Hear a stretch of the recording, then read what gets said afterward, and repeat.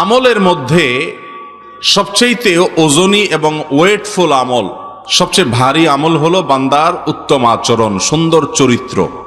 নবী করিম সাল্লাল্লাহু আলাইহি সাল্লাম বলেছেন, লা ইয়াদখুলুল জান্নাতা কাত্তাত আই নামাম।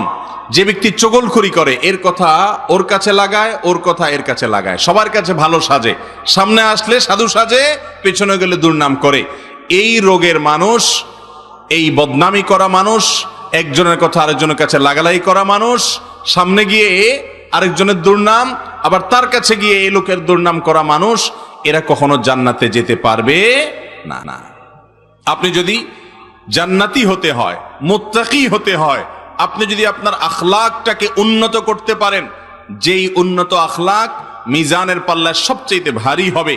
নবী করিম সাল্লাল্লাহু আলাইহি সাল্লাম বলেছেন, কোন আমল বান্দার উত্তম চরিত্রের মতো ওয়েটফুল হবে না কিয়ামতের ময়দানে।